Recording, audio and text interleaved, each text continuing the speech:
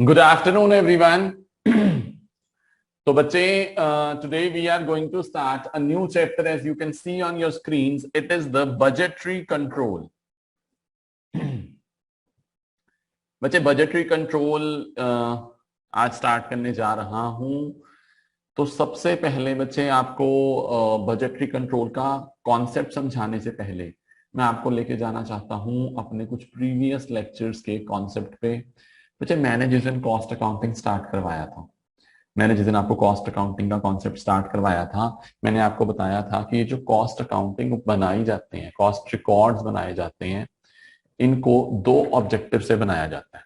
जितने भी बच्चे हमारे कॉस्टिंग रिकॉर्ड्स होते हैं या कॉस्ट अकाउंट्स होते हैं, उनको दो ऑब्जेक्टिव के साथ बनाया जाता है। एक तो हम क्या फाइंड आउट करना चाहते होते हैं, we just want to find out the selling price per unit for our product. भाई, कोई भी प्रोडक्ट बनाने जा रहे हैं, हमें उस प्रोडक्ट का सेलिंग प्राइस तो पता होना चाहिए ना, हम कल को कितने में बेचेंगे। और आपने देखा भी था कि फाइनेंशियल का यही तो डिसएडवांटेज था कि फाइनेंशियल अकाउंटिंग में आपको क्या नहीं पता चलता, कॉस्ट पर यूनिट नहीं पता चलती। लेकिन यहाँ पे आपको क्या पता चलता है, कॉस्ट पर यूनिट पता चलता है। फिर आप उसमें अपना डिजायर्ड प्रॉफिट क्या कर देते हैं, प्लस कर देते हैं, and you just reach the selling price. तो one of the objective was that कि आपको पता चलेगा कि आपको कितने में बेचना चाहिए। पॉइंट नंबर 2, दूसरा क्या ऑब्जेक्टिव था कॉस्ट अकाउंटिंग का? दूसरा ऑब्जेक्टिव था कि आपको पता चल जाएगा कि कल को अगर आपने किसी कॉस्ट को कंट्रोल करना है, कौन सी कॉस्ट को रिड्यूस करना है।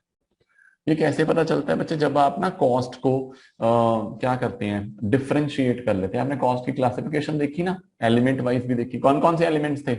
Material, labour, overhead.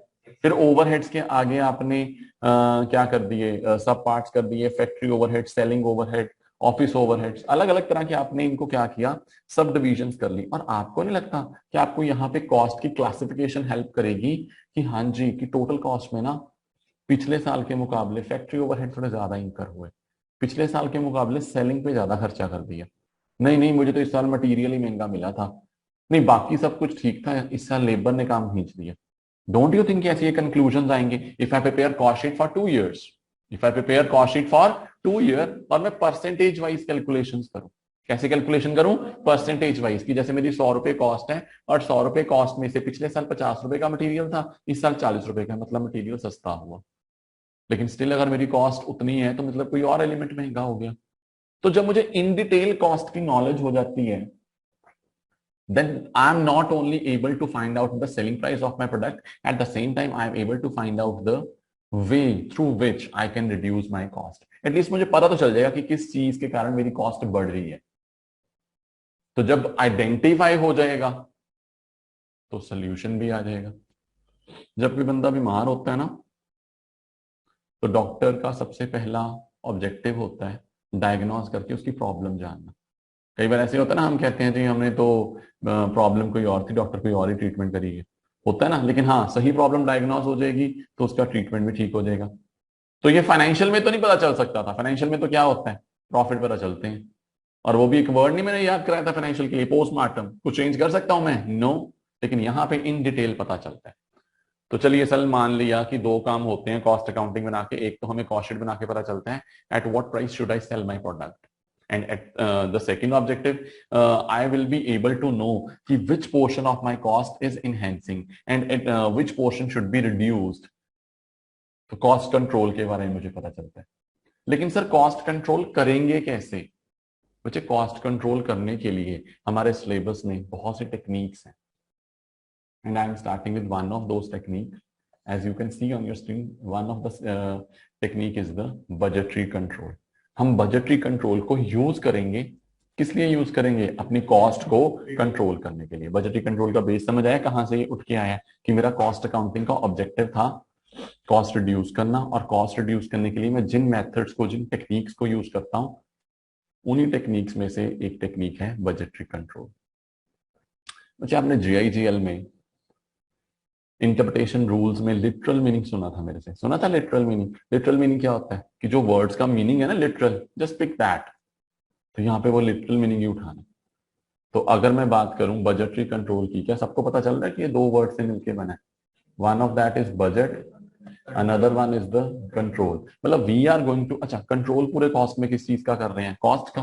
तो कॉस्ट का कंट्रोल करने के लिए I am preparing various types of budgets. I am preparing various types of budget just to control my cost. मुझे जरा सोच के बताना, अगर आपके मदर ने, सबके घरों में आई थिंक मदर्स ही मैनेज करते हैं घर को, घर के एक्सपेंडिचर्स को, अगर आपके मदर बजट बना के चलते हैं घर का, तो उससे खर्चे कम होते हैं या नहीं? कोई फर्क ही नहीं पड़ता। बजट बनाने से फर्क पड़ता है या नहीं पड़ता? पड़ता है फर्क। उनको पता चलेगा आपकी फैमिली इनकम के अकॉर्डिंग आपके मदर ने घर का क्या बनाया होगा, बजट बनाया होगा, और उनको पता है कि मैंने हर खर्चा हर एक पर्टिकुलर एक्सपेंस के लिए कितना अप्रोप्रिएट किया हुआ है, और अगर ये ज्यादा जा रहा है कम जा रहा है। मदर तो नॉर्मली हमें रोज बताते भी है कि ये खर्चा ज्यादा हो रहा है, ठीक है ना।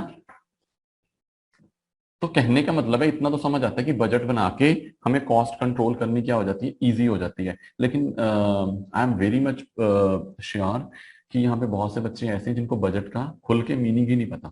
एक बड़ा वेग सा आइडिया बजट के। तो सबसे पहले मुझे कोई बच्चा बजट का मतलब बताए कि बजट होता क्या है, फिर कंट्रोल पे चलेंगे। बजट का मीनिंग अपने इनकम के हिसाब से डिफरेंट अपने एक्सपेंडिचर को प्लान करना है, उनको एलोकेट करना कि इस तरीके से हमें कितने पैसे। मतलब इनकम को मद्देनजर रखते हुए खर्चे प्लान करना, according to Rohan is budget. That's it ना। Anything you want to add और एडिट? बच्चे, according to me budget is nothing but a plan which is expressed in monetary terms. एक ऐसे का प्लान जो किस टर्म्स में आ रहा है, मॉनेटरी टर्म्स। मैं रोहन की बात करूं, रोहन की बात भी यही थी कि मैं खर्चे को अपने इनकम के अकॉर्डिंग खर्चा प्लान कर रहा हूं, but it is one of the budget. Budget तो और भी बहुत से होते हैं बजट। अच्छा एक सेकेंड, एक चीज बताएंगे आप, I am going to prepare budget for the future period और फॉर द प्रेजेंट पीरियड और for the past period? Future, obviously future के लिए बजट बनेगा। तो बच्चे कोई भी चीज फ्यूचरिस्टिक हो रही है तो ऑब्वियसली ये क्या है, एक प्लान। लेकिन my plan is supported by some monetary values. आने वाले मंथ में ना मुझे बोनस मिलने वाला है 2 लाख का, and I am planning to invest that amount. और मैंने कोई एक्सपेंसेस भी प्लान करके रखे हैं। हर बंदा ऐसे करता है। आपके घर में भी ऐसा होता होगा। फॉर एग्जाम्पल आपके फादर जॉब में है और आपके फादर को first week of the month salary मिलती है, तो आपकी मदर ने 7 के अकॉर्डिंग खर्चे रखे होंगे। इस दिन मैंने ये करना है, इस दिन मैंने ये करना है, करते हैं ना वो सब प्लान। तो क्या होता है ये, मतलब एक तरह की प्लानिंग होती है जो उनके माइंड में होती है। 7 को सैलरी रिसीव हुई, उसके साथ ही उन्होंने पेमेंट्स कर देनी शुरू कर देनी है। लेकिन वो पेमेंट चाहे उन्होंने 7 के बाद शुरू की है, लेकिन उनके माइंड में पहले ही था कि इधर से इतने पैसे आएंगे, इधर मैं इतना यूज करूंगी, उधर मैं उतना यूज करूंगी। इतना समझ आ गया कि बजट बनाए क्यों जाते हैं, फ्यूचर के लिए बनाए जाते हैं, और क्या होते हैं ये मॉनेटरी टर्म्स में एक्सप्रेस होते हैं। नंबर 2, बजट कंट्रोल क्या होता है? मुझे कंट्रोल का कोई प्रोसीजर बताएगा? हमने आई थिंक +1 +2 में बिजनेस स्टडी में पढ़ा था कंट्रोल का प्रोसीजर क्या होता है। कंट्रोल का प्रोसीजर क्या होता है, भूल गए हो? इतने भी नहीं बड़े अभी कि, चलो कुछ बड़े भी बैठे हैं लेकिन इतने भी नहीं बड़े। प्लानिंग की हमने, उसके अकॉर्डिंग हमने सब कुछ देखा कि बच्चे चलो, के अकॉर्डिंग वो फॉलो कि सब कुछ सही से हो रहा है नहीं, उसे आइडेंटिफाई करना है पहले प्रॉब्लम को, फिर उसके बाद उसका उस पे काम करते हैं, करेक्टिव एक्शन लेते हैं, फिर उसको एक्चुअल जो किया होता है उससे कंपेयर करते हैं, फिर प्रॉब्लम होती है उसमें रहते पहले तो उसके करेक्टिव एक्शन। दोनों ने काफी हद तक ठीक सुना दिया, पर मैं प्रॉपर प्रोसीजर बता देता हूँ कंट्रोल में आप क्या करते हैं। बच्चे कंट्रोल का सबसे फर्स्ट स्टेप पता क्या होता है? आप किसी भी चीज के क्या सेट करते हैं, स्टैंडर्ड सेट करते हैं। जैसे मेरे स्टूडेंट्स ने सेट किया, I am gonna take exemption in CM में, ठीक है जी। यहाँ पे एक स्टूडेंट है by the name of Jasmine, वो कहती कुछ भी हो जाए मैंने 70+ लेके आना है। That's her standard. उसने सेट कर दिया कि मैंने पिछले बार के एग्जाम से ना ये सोच लिया है कि 4 में से कम 2 तो मेरे एग्जाम्पशन वाले होंगे तभी ग्रुप निकलेगा। इसने ऐसे का एक प्लान किया, कोई भी प्लान कर सकता है, बड़ा अच्छा प्लान है। फिर इसने एक्चुअल परफॉर्मेंस दी। बच्चे इसकी एक्चुअल परफॉर्मेंस का मतलब क्या होगा? इसकी एक्चुअल परफॉर्मेंस का मतलब होगा जब इसने एग्जाम दिया। यहाँ पे हम फाइनल एग्जाम की बात नहीं करते। For example TCS conducting a mock test, TCS conducting a mock test. तो ये एग्जाम से फॉर एग्जाम्पल हमने 20 डेज या 1 मंथ पहले कंडक्ट करवाई, तो इन्होंने मॉक टेस्ट दिया एंड शी स्कोर्ड 55+। इन्होंने सोचा क्या था, मेरा कितना स्कोर आएगा 70 प्लस, बट इनका स्कोर कितना आया 55 plus. Now she is looking out for the deviations, कि ये जो 15 नंबर की डेविएशन होगी ये कहाँ पे हुई है। And then at last deviation find out करने के बाद she is gonna take some corrective action, कि जो मेरी फाइनल अटेम्प्ट एग्जाम में होने वाली है वहां पे मैं अपना ऑब्जेक्टिव क्या कर पाऊं, अचीव कर पाऊं। Am I clear with everything?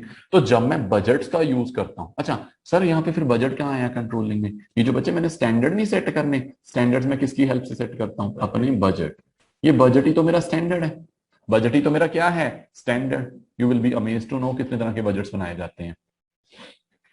Different different cost, मतलब हर एक एलिमेंट का अलग बजट बनाया जाता है। मटेरियल का बजट अलग, लेबर का बजट अलग, कैश का बजट अलग, और इन सबका अगर मिक्स कर दूं एक मास्टर बजट बनाया जाता है, एक फ्लेक्सिबल बजट बनाया जाता है। किसी भी एलिमेंट के रिगार्डिंग हम क्या बना सकते हैं, बजट। तो बजट की हेल्प से हम क्या फिक्स करते हैं, अपना स्टैंडर्ड। और जैसे ही हमने स्टैंडर्ड फिक्स कर लिया, मैंने सोच लिया भाई इस साल मैं इतना खर्चा करूंगा, फिर मैं करता हूँ प्रोडक्शन। फिर मैं क्या करता हूँ, प्रोडक्शन। बच्चे प्रोडक्शन करते हैं तो खर्चे होते हैं, मतलब एक्चुअल परफॉर्मेंस होगी। एक्चुअल परफॉर्मेंस होने के बाद मैं देखता हूँ मेरा कितना खर्चा हुआ और मैंने कितना खर्चा करने के बारे में सोचा था। ठीक है जी। और कितना खर्चा करने के बारे में सोचा था और कितना खर्चा मैंने कर दिया, उन दोनों के कंपैरिजन से क्या निकलती हैं, differences. Differences are called deviations, and then I take the corrective action to rectify those deviations. ठीक है जी।